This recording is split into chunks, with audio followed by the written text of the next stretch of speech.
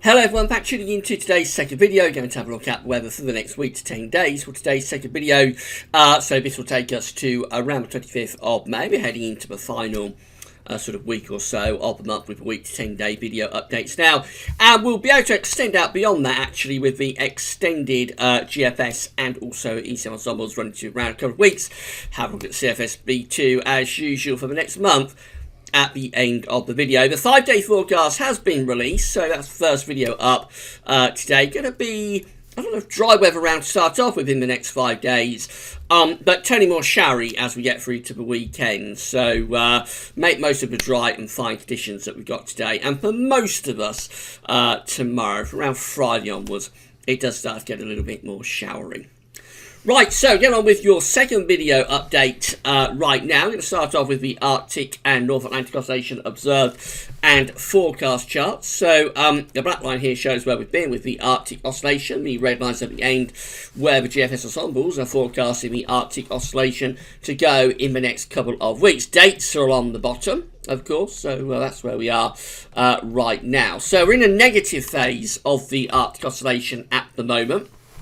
We went through a period of positivity of the AO from around early February into the beginning of April. Through April we went negative. We've generally been trending negative over the past few weeks. We did get a more positive period just there, but overall you can see that black line has generally been trending negative with the AO since around early April. Where we are right now is just there, so we're still negative with the Arctic Oscillation. GFS ensembles are forecasting that we're going to stay negative or even very negative over the next week. As we go through into more extended range, we do see signs of something of a recovery in the Arctic Oscillation beginning to take place. Not really seeing much signs of positive AO conditions yet, but certainly a return closer to neutral.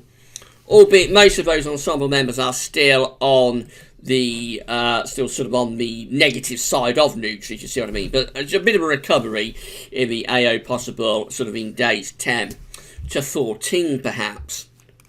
However, for the next week to 10 days, I think we clearly see that we still have a trend towards blocking, towards northern blocking type condition. Remember, it's always the weather that's driving the index, so the reason the index is negative is that you've got high pressure up over North Pole, you've got blocking within the northern latitudes, and that's what's driving the index into negative territory. It is associated with the relatively cool May that we've had so far.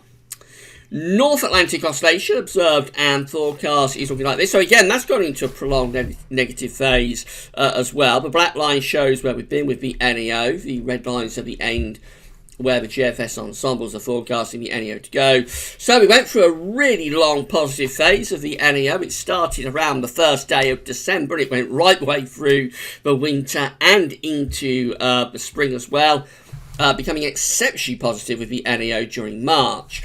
Since the beginning of April, it's been trending into more negative phase, same as with the AO, so both indexes have been trending negative since early April. Where we are right now is just there, so we are still negative with the NEO, and the GFS ensembles are forecasting that the NEO will stay negative into the second half of May. So this month, this May, is going to be our first negative NEO month for a very long time, actually. You have to have a look back through the index, try and find when the last time was that we had a negative NEO. And also, it'll be interesting to see when the last time I had a negative NEO during May, during the month of May. Anyway, we're going to be negative with the NEO by looking at it for the next couple of weeks. GFS ensembles are clearly showing that. In fact, no real recovery in the NEO, which is interesting. You remember that the AO is being forecast to trend closer to neutral in sort of days 10 to 14 within the GFS ensembles, but generally it looks like the NEO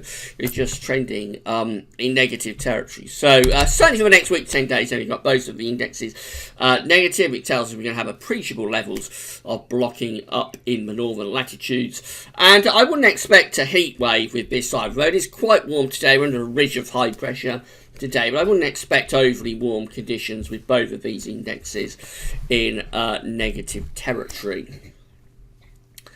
So these are the GFS upper air temperature and precipitation ensembles for the next couple of weeks. We're looking at Manchester in the north of England today. The red line here is the 30-year upper air temperature average for Manchester, starting quite warm today. Temperatures are going to drop a little bit over the next couple of days, going rather warm again as we go through into next week. We're not talking about anything excessively warm here, just a little bit above average. And then as we go towards the very end of May, like the last week of May, we do see signs of a bit of a cooling trend taking place. And again, nothing overly dramatic in terms of the cooling trend, but possibly the final days of the month will be rather cooler. Precipitation-wise, a lot of dry weather for the next couple of days, but from around Friday, Saturday onwards, it's turning more showery. I mean, we keep these showery conditions going really through the course of next week too. Again, not overly wet, nothing overly dramatic in the weather, either from temperature or from precipitation perspective in the next week to 10 days. Just looking rather showery, rather changeable perhaps, with showers coming through at times. And if anything, probably a little bit on the warmer than average side through the course of next week. But that will be dependent on how much sunshine we get, of course. Temperature anomalies from the 15th to the 23rd of May, very close to average again. So you see that for the north, it's a little bit warmer than average in the weekend. The south, it's still a little bit cooler than average. Not a big deviation either way. Precipitation anomalies, again, not all that far from average, really, with their deviations to average. So northern parts look a little bit on the drier side. Some parts of Wales, southwest England look a little bit on the wetter side. Southeastern England looks a little bit on the drier side. Again, these are not big deviations either way. I would say it's not a particularly exciting sort of week to 10 days coming up. This is how the GFS operational run, 6 o'clock operational run, is looking for Saturday. So there's a shallow trough in the 500 millibar flow over the weekend that could well deliver some quite heavy showers on Saturday, maybe a little bit thundery for some southern parts of the country as well. Sunday seems the showers tending to become more confined to the west. Then on Monday, you'll see that we've got high pressure up to our north. We've still got this blocking going on up to the north. This is kind of like where the shallow trough is. So England and Wales could get some more showers on Monday. As we go through the course of next week, you find this ridge building down from the north. So the centre of the ridge by the middle of next week is still in the Norwegian Sea. It's still at 1,030 millibars there between Norway and Greenland and Iceland. But the ridge is kind of like pushing down into the UK. So if anything, the showers should fade away through the course of the early part of next week. It should become drier. Again, though, not particularly warm. You'll notice that the wind around this ridge is coming kind of like from a northeasterly direction. It's a relatively light wind, but it's not a wind direction that's going to deliver particularly high temperatures. Highest temperatures would again likely be in the north and west, actually, closest to this ridge of high pressure. Into the second half of next week, taking us up towards day 10. It's going into the bank holiday weekend, of course. The third update for the late spring bank holiday weekend will be with you tomorrow. It does look as though the ridge is starting to weaken a little bit going into bank holiday weekend. It could be starting to allow some showers to move in to the north and west. In the more extended range of this particular GFS run, it actually starts to turn quite unsettled over the bank holiday weekend. So there we are on bank holiday Monday, 27th of May, with an area of low pressure centred over top of the UK. It's not particularly what we're going to be seeing on a bank holiday Monday. That will bring showers along as spells of rain and quite cool temperatures too. And then we're going to quite an unsettled spell for the end of May and into, we don't quite get to the start of June, but it would still be unsettled into the start of June. As far as we can go with this GFS run is to Friday the 31st of May. And low pressure is coming in off the Atlantic. That will bring wet and windy weather from off the Atlantic. Pretty cool temperatures too. That's 384 hours away, so it's very unreliable. If it did come off, that unsettled weather would carry on into the start of June as well. But it's too far away really to have any confidence in it. GFS parallel run looking like this. So again, low pressure within the 500 millibar flow as a shallow trough is over the top of the country for the weekend. Could well be some heavy showers around over the weekend. Into next week, high pressure increasingly influential again from the north. So we'll lose that shower risk through the early part of next week, becoming mainly dry by the middle of next week. That takes us up to day 10. Which is Saturday 25th of May into the late spring bank holiday weekend. So still with this northern blocking up to the north, this high pressure over Greenland doesn't want to go anywhere fast. We are seeing low pressure beginning to develop underneath it in the Atlantic, and as we go into more extended range with a parallel GFS run further into the late spring bank holiday weekend, it does actually start to turn quite unsettled with this model as well, or this version of the GFS, I suppose I should say. So, by trying to get through to bank holiday money, it's 300 hours away, so it's not really worth worrying about, but it does look as though it's rather unsettled, actually, on both the GFS operational and parallel runs as we get to bank holiday Monday, and quite cool still, winds are in from the north. That's how we finish up with the parallel GFS on Friday the 31st of May, looking rather cool and showery for the final day of meteorological spring 2019.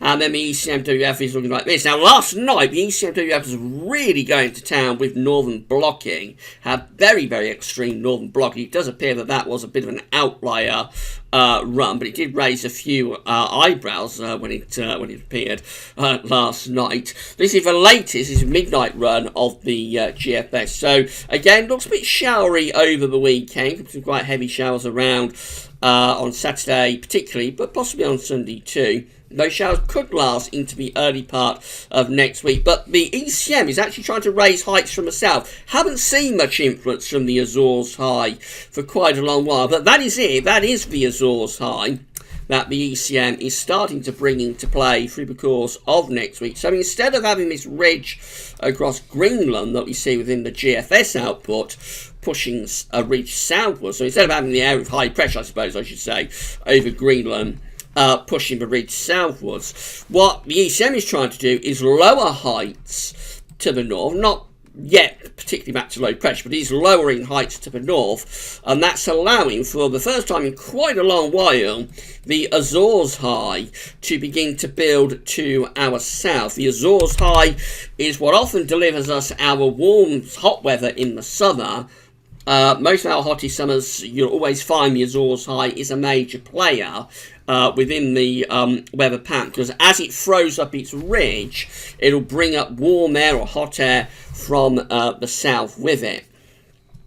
That's how we finish up with the ECMWF this morning. So this takes us to Saturday 25th May, day 10. Has, again, the ridge from the Azores high sitting very close to the country. You see how the jet stream, indicated by the black line, is pushed northwards. So we're on the warm side of the jet turnabout ridge. That will be a very nice start to the late spring bank holiday weekend. That will deliver temperatures probably to below to maybe mid-20s Celsius, with a lot of dry weather away from northern Scotland anyway. How much support does that idea have of bringing the Azores high into play? Let's have a look, and these are the options that are on the table today within the ECM ensembles. It's a real 50-50 split, you'll notice.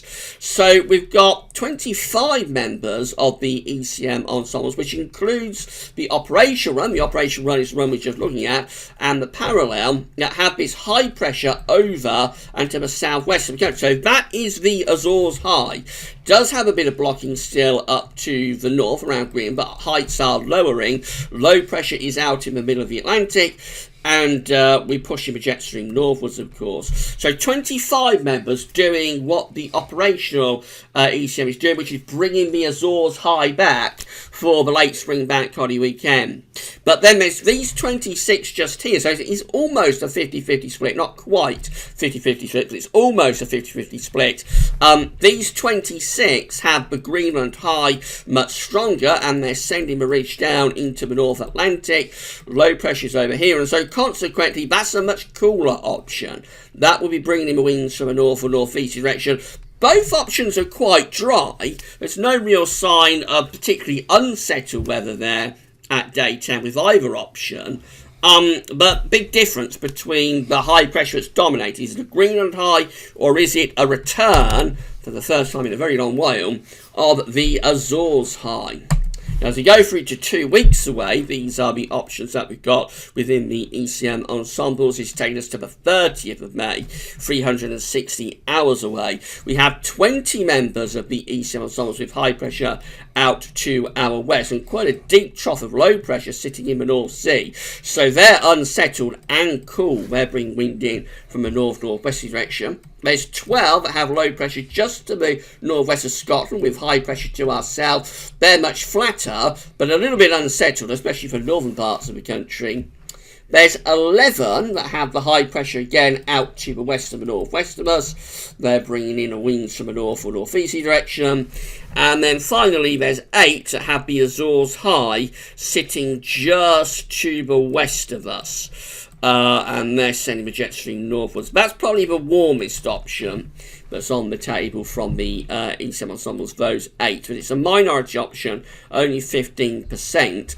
So it does look as though any influence that we have from the Azores high at the beginning of the bank holiday weekend, day 10, or 10 days away, probably won't last all that long. It'll probably find the Azores high, if it does ridge in, quite quickly pulling back into the middle of the Atlantic again and allowing cooler air back in from the north and from the northwest. But there are a lot of options on the table, and even at day 10 we have more or less got a 50-50 split between the ECM ensembles.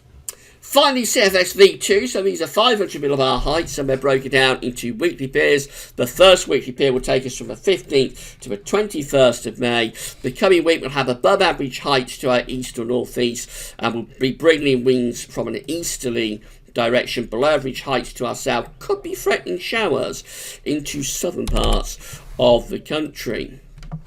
Week 2 also looks quite dominated by high pressure. It's the 22nd through to 28th of May, again with above average heights over Scandinavia, but also ridging up to the north, so northern blocking is in play there. But the way the high pressures are aligned, we're probably still bringing in relatively mild or even warm air from the sort of southeasterly type direction. Bit of a change for week 3 though. This is the 29th of May to the 4th of June. Rather more unsettled and cooler start to June perhaps. We have a mid-Atlantic ridge now appearing. High pressure in the middle of the North Atlantic going up to Greenland with a trough of below average heights across the north and the west of Europe. That sends us on to the cool side of the jet, doing something like that with firmer jet stream. So that's probably quite a cool start to June, and maybe with showers or longer spells of rain as well. Then we go through to week 4, which is the 5th through to the 11th of May.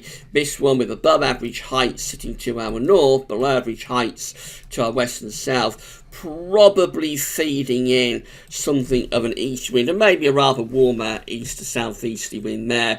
Could still be a little bit unsettled though, especially to southern and western parts of the country, with low pressure just there. And to the south, we may even be threatening some thunder perhaps through that week from the 5th to the 11th of May. Of course, that's a very, very long way out, so it's not worth being particularly concerned about. So there's a lot of uncertainty within the model output for this second half of May. A lot of uncertainty about where high pressure is going to be sitting. Is it going to be the Greenland high that's dominating as we get towards the bank holiday weekend, or will it be the Azores high? And then beyond that, maybe a few hints of turning rather more unsettled, at least for a while, into the very end of May and the beginning of June. But we shall see about that. Finally, if you're enjoying the video content at the moment, or all of the other content at Gasworthies, please can you consider becoming a patron for Gasworthies. We've got 60 patrons so far, so hello and a big thank you to all of Gasworthies' 60 patrons. Hope you're enjoying the video content. If you would like to become a patron for Gasworthies, then all you need to do is come to Gasworthies' Patreon page, sign up for a Patreon account, and you can give an ongoing monthly donation from anything from $1 a month upwards. you can become a patron by doing that for Gaz Weathers. And a big thank you to all of our patrons. You'll get a mention in the videos. Say thank you so much for doing that. Say big thank you to all patrons. Alternatively, you can give a one-off donation through PayPal. This is Gaz Weathers' PayPal page just here. You can give a one-off donation through PayPal. And it's really simple. You just come to this page, just log in to your PayPal account, give a one-off donation to Gaz Weathers, and by doing that, again, you're going to get a mention in videos, get a shout out, say thank you so much for your generosity. You are helping us to pay for the website, to keep content online, and we're going to keep content completely free for everybody who wants it and needs it. We won't be going behind paywalls or anything like that. We just ask if you can make a contribution, you can afford to make a contribution, then please can you consider doing that. We're primarily ads funded and will be remaining but year by year, the revenue that we earn from advertisements is gradually declining away for various reasons for that. So we look for added revenue streams. We started this in June last year. It's been a very much a big success. So a big thank you to all of patrons, and a big thank you to all of donors for Gaz Weathers. Right, I think we're done with today's videos. Tomorrow we're going to have a week to 10 day video update, and we'll have the latest update for the late spring bank holiday weekend tomorrow as well. That's all for now though, and thanks for watching.